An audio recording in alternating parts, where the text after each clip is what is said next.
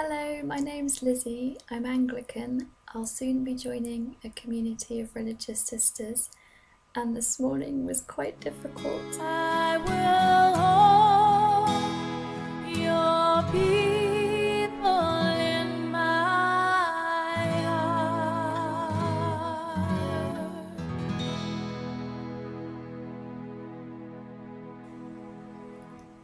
I've got three main part-time jobs, and I made a video last week describing how it felt to talk to my managers in two of those jobs and how it felt like this is it and there's no turning back now because of the definiteness of having to say I really am leaving this summer.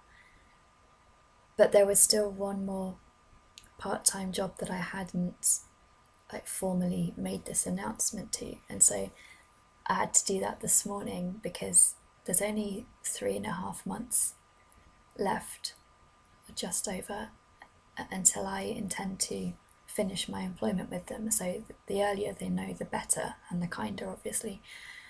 And that was my street pastor's job, which is the one that I probably enjoy the most and that means the most to me. So it was so difficult having to do that this morning, write a formal letter and send it off to them to explain. I mean, they're all Christians, so of course they'll all be backing me up in discerning what God's will for me is and trying to go ahead with what God's asking of me. But it was, whereas last week talking to my managers of my other jobs felt more like that there's no going back, because this was kind of the last of my three part-time jobs that I was having to make this announcement to, or this formal almost handing in my notice to. It felt like, when you have a boat that's held to a platform or the shore by maybe more than one rope, or when you have a hot air balloon and it's probably 4 ropes tying it to the ground.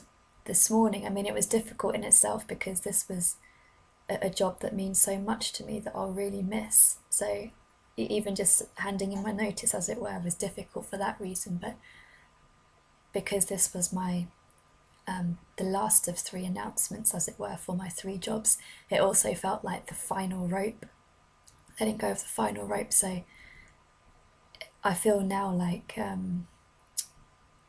a boat that's now not attached at all to a platform or a shore, or I feel like a hot air balloon that now has no ropes holding it down to the ground. And there, in a way, it's quite a nice feeling though, that there have been times in my life when I've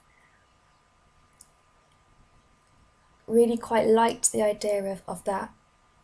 I keep going back to this phrase, profound availability. I've really liked the just launching into the unknown with very little, for the sake of mission or for the sake of just asking God to put me where He wants me. And there have been a few different things I've done in my life where it's had that kind of element to it of losing all security.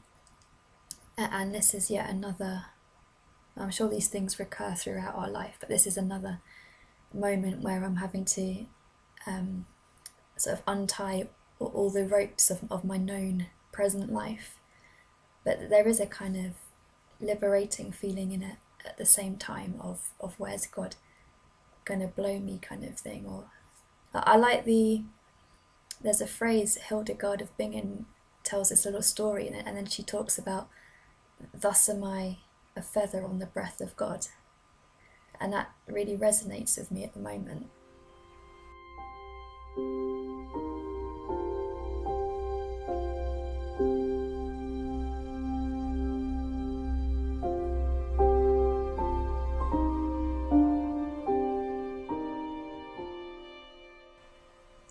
About 8 years ago, I had nowhere to live and I didn't have a job at first.